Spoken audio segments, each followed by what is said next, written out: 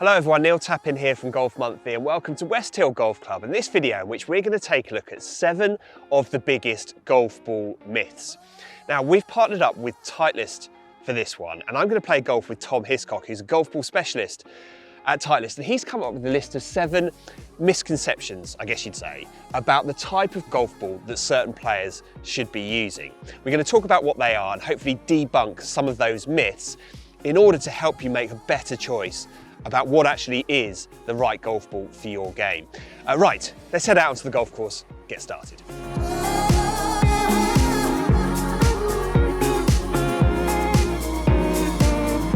Okay, so the first one on our list to talk about, and this is one I've heard a lot over the years, is people say, I don't spin the ball. Yeah.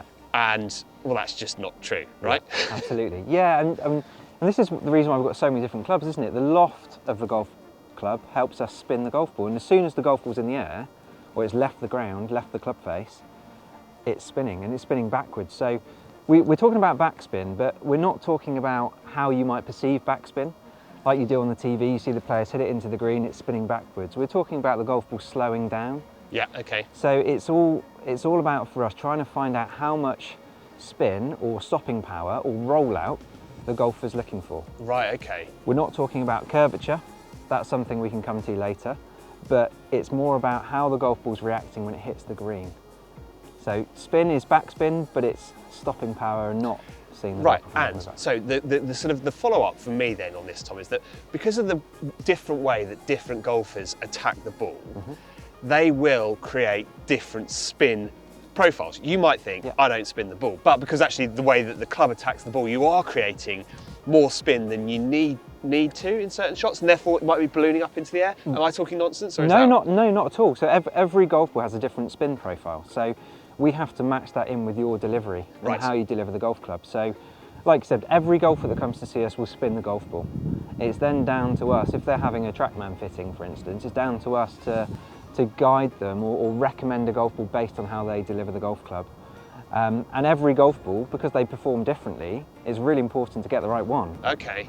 Especially if you're chopping and changing from hole to hole or round to round. Yeah. It's really important to settle on the one that's performing best for you. Yeah, because then you're going to understand how it's going to react when it hits the green. Absolutely. You're going to know what club to hit, presumably. As Absolutely. Well. Yeah. Absolutely. Right, Tom. Do you know what? You've got 180 in here. 180. And it's into the wind. Okay. And there's just not a lot going in your favour. I don't want to sort of put you off before we've even got started, but this is this is an opener, isn't it? This is a bit of a. It's quite daunting, this, isn't it? Oh, it's a bit pulley. It's a bit pulley, but you know, it's nearly fell over. Good flight. It's on the green. You've got to take that. It's fine. Yeah, it's okay, isn't it? Okay, so for our next one, we are going to talk about soft versus hard golf balls and how that affects performance. And I think the myth here, certainly the conception that a lot of people will have, is that a softer golf ball is going to spin more, and that by contrast, the harder golf ball is going to offer me less control in the short game. Is there any truth to any of that? Not really. No, it's a big myth, and the word soft is very misunderstood. So soft golf balls are soft through compression. So they feel soft. Right, okay. Soft covered golf balls are typically higher in compression and firmer feeling, but offer you more spinning control. Right, okay. So, but you have different compression golf balls in your range, right? Absolutely. So why do you have different compression golf balls? So the compression is, again, it's very much a feeling thing. So every golfer will have a preference. Some golfers prefer a slightly softer golf ball. Some people prefer a firmer feeling golf ball. So within our performance range, which encapsulates true feel, velocity, tour soft and tour speed, all those golf balls are different compressions. They're all two-piece golf balls, right? Tour speed's actually three-piece. It's a three-piece, it's multi-layered, but true feel, velocity, tour soft are two-piece golf balls, and they have different compressions, they'll feel different. But with them being two-piece, they're going to offer you low spin for distance off the tee, which we all want. Yes. But as we get closer to the green, because they're two-piece golf balls, you're going to get some control and stoppability from loft, but with them being a harder cover over a softer core, you're going to compromise a little bit when it comes to spin and control. Right, okay. But there will be a feel difference between the three of them, and therefore there'll be an option for everybody. Come on, let's hit this one.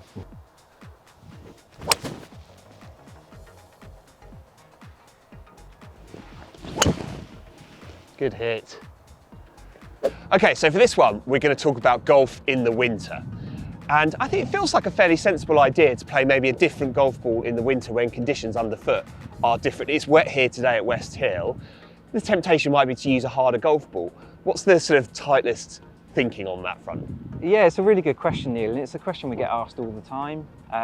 The consistency of playing the same golf ball from season to season, from wetter conditions to drier conditions, remains the same. We would much rather the golfer change their club selection or their technique to suit the conditions, because if you change the golf ball to suit the wind, say, for example, or where the golf ball's landing, it's also going to feel very different when you're putting and chipping, when the conditions are not going to be too different to how they might be in summer conditions, for example. But for us, the most important thing is consistency. Play the same ball all the time.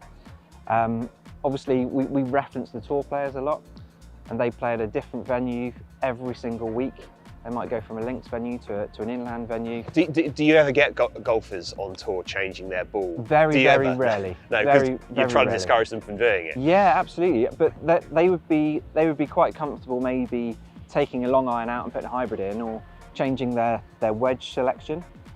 But they would never change the golf ball, because they know what that golf ball does, but also they're hitting that ball on every single shot. Yes. Well, so in that spirit, I've gone down in loft. I'm going to try and hit it in a wee bit lower. Great.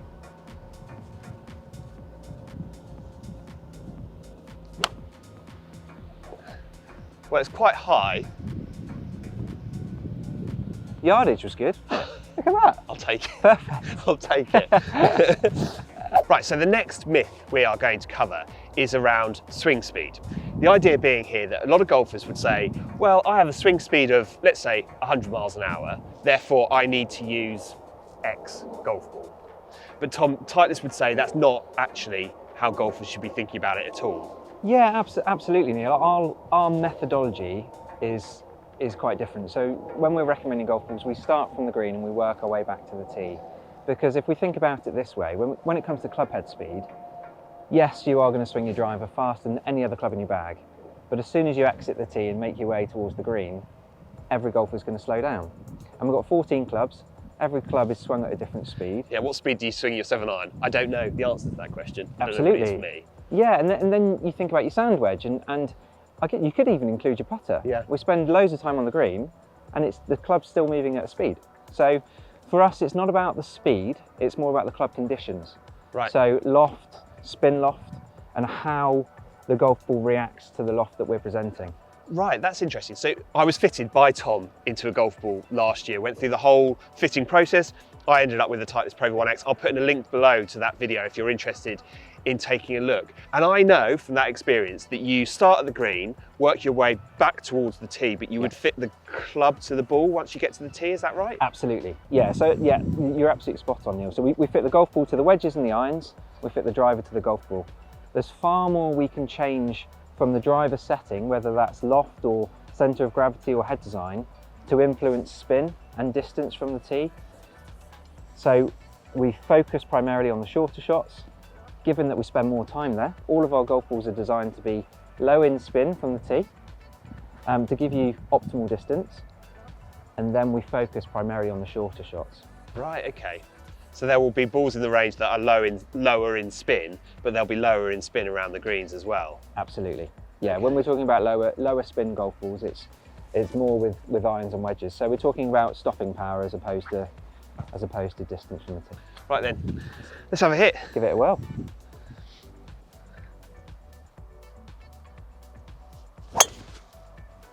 Oh, come back. Oh, it's at the post on the left. Oh, get out. Good bounce. I squeaked out, you know. Tremendous bounce.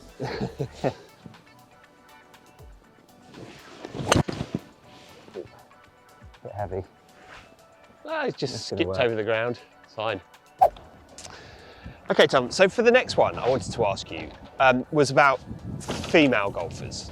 And the idea, the myth here being that female golfers should use a golf ball that's designed specifically for women? I know that's not a kind of a school of thought that Titleist buy into. Why not? And how should female golfers be thinking about their golf ball choice? It's a really good one, Neil, and again, it's one we tackle every day. I always say the golf ball doesn't know who's hitting it. So the golfer doesn't know whether you're male or female, whether you're older or younger, and vice versa.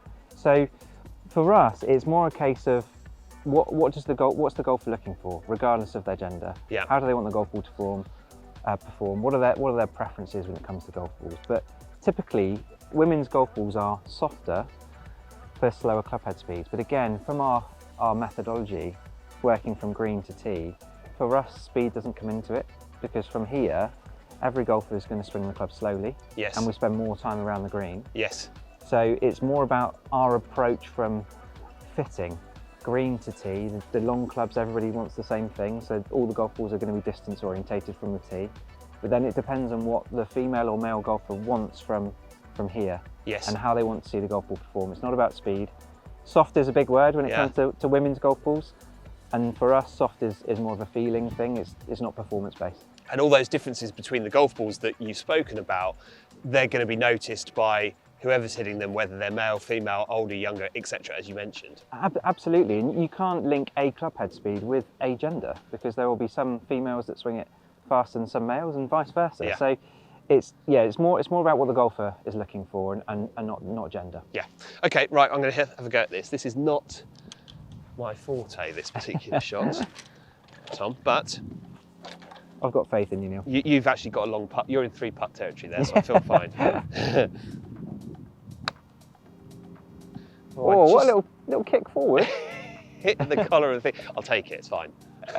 Great.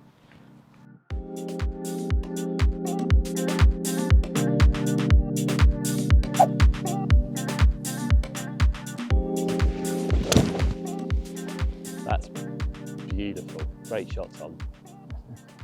So Tom, next one I wanted to ask you was about coloured golf balls. Now, I don't want to offend anybody who uses a coloured golf ball that watches this video, but I have heard people say from time to time things like, oh, you know, serious golfers don't tend to play coloured balls.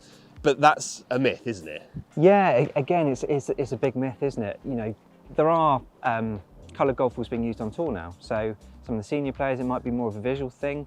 But to be honest, for us, it's more preference. Right. We always talk about when we're fitting and recommending golf balls, we're talking about performance primarily, if the golfer's looking for that, but it's really important to find out what the preferences are. I remember fitting a gentleman who was struggling to hit the white golf ball. As soon as I put an orange golf ball down, he could make really good contact, and it completely revolutionised his game. That's very interesting. So Do you know, what I've found, Tom, is that I've used a yellow golf ball in not dissimilar sort of sunlight to today. So kind of like dappled sun, where it's quite bright, but then there's shady areas and it can be quite hard to see. Yeah. And I feel like I can see a yellow golf ball maybe a little bit better in that scenario. Yeah, I mean, the good thing from our side of things is the coloured golf balls, whether it's yellow or some of our matte finished golf balls, they all perform as the same as the white golf ball. So it's not a performance thing, it's just a preference. And yeah, in winter conditions, for example, like you just referenced, or if the light's changing, then some of the other golf balls might be a bit easier to pick up in flight. Yeah, and you not just launched a blue golf ball? We have, yeah. Yeah? Yeah, so in our velocity range, we have white, obviously, and then we have orange, green, and blue. Yeah. So it's not for everybody, but there will be. There'll be a lot of people out there that are excited by that proposition. Yeah. And I always worry with blue, for instance, that it's going to be a bit dark and I might not see it as it goes into the shade. Yeah. But I take it they've worked on that to make sure that you can. Anything we do is researched before we launch any product. So there's been some great research behind the colour schemes and the options that are available. Yeah. And it's, from a visual perspective, it's great for some golfers and not for others. So it's going to be a very individual thing. But we'll see how it goes. Yeah. Quick question: do you use a coloured golf ball? If so, which colour do you use? Why do you use it? Be interested to hear what you have to say. Right, come on, Tom. Sure. Okay, so this myth is I'm not good enough to play a premium golf ball. And I suspect there's people watching this video that probably will feel a little bit like that. And my theory on this, Tom, is that it stems a bit from tour, because you're watching tour players using premium golf balls and your equipment setup is quite different to a tour player's setup. So people might automatically think, well, my golf ball setup needs to be quite different to a tour player's setup. What are your thoughts on that one? Yeah, again, it's a big myth, it's a misconception. You know, those golfers are the best golfers in the world, and they're looking to optimise their performance. If they're looking to optimise their performance, then we should as well, especially given the fact that most of us are striving to be as good as we can be. And typically, when it comes to handicap and ability, a lot of golfers don't think they're good enough because potentially they just feel like they're losing too many. So it might be more of a cost thing. Right, okay. But actually, from a performance standpoint, if the golfer is looking to improve and develop as a player and get as good as they can get, when you're hitting shorter shots into the green, you could argue that higher handicappers miss more greens. So therefore, having a premium golf ball, which gives them more spin and more control, makes their target bigger. So it actually makes the game easier. They're more forgiving golf balls with the shorter shots. Right. So it gives the golfer the best opportunity to get the golf ball as close as they can to the hole, have shorter putts and shoot lower scores. So it is a big myth, but I can kind of understand potentially from a cost effectiveness point of view. Yeah, right. We've been looking at this shot for a time now. Yeah. So it's time for you to knock it in. I should know the read by now, shouldn't I?